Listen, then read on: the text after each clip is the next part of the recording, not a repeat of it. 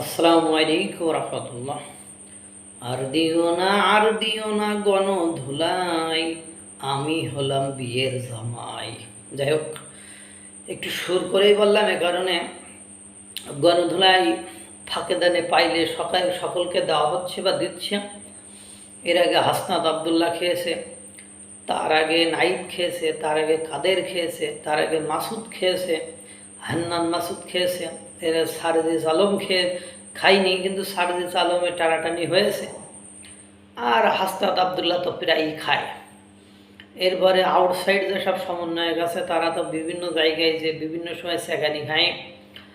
সর্বশেষ আজকের ঘটনা, সমন্বয়ক রাফি, চট্টগ্রামের সুপার হিরো সমন্বয়ক, 1 নম্বর সমন্বয়ক, যাকে এর আগে তারই আন্দোলনের নেতা দুর্নীতির দায়ে কানের নিচে চড় মারতে গিয়েছিল মিডিয়ার সামনে।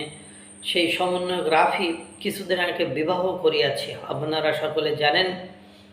সেই বিবাহের কোর্টে তুলে নিয়ে আসার জন্য বরগুনায় যাচ্ছিল মনে হয়। আর সেখানে যেতে একটা ফেরি পার হতে হয়। সেই ফেরিতে ছিল দীর্ঘ লাইন, বরযাত্রী, বরসহ বরযাত্রী সেই গাড়িতে ছিল।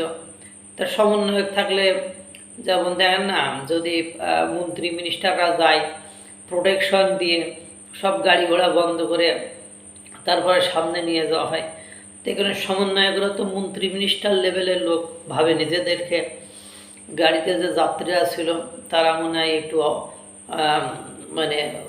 রং লাইনে যে আগে উঠতে চেয়েছিল, পরবর্তীতে জনগণ বা অন্য গাড়িতে যারা ছিল তারা ধরছে ঘটনা কি, আগে তুলছো কেনা, আটশো কেনা।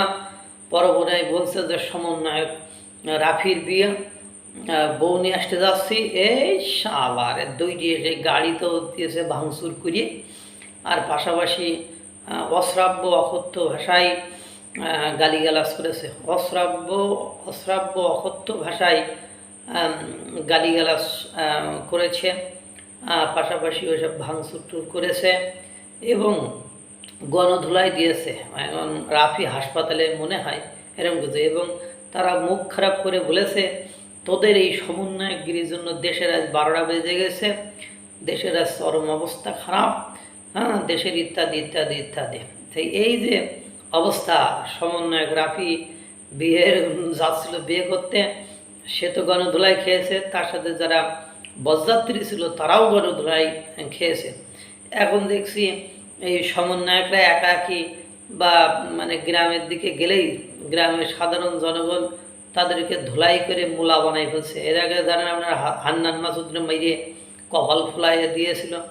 এরপরে কাদের মাইর খাইলো, মাইর খাচ্ছে না, এটা তাদের একটা রেসপেক্ট ছিল মুক্তিযোদ্ধা দ্বারা।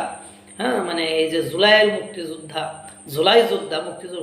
যোদ্ধা, তাদেরকে আপনারা এভাবে কেন গণধুলাই দিবেন, কেন এভাবে অসম্মান করবেন বলেন? এটা কি ঠিক হচ্ছে?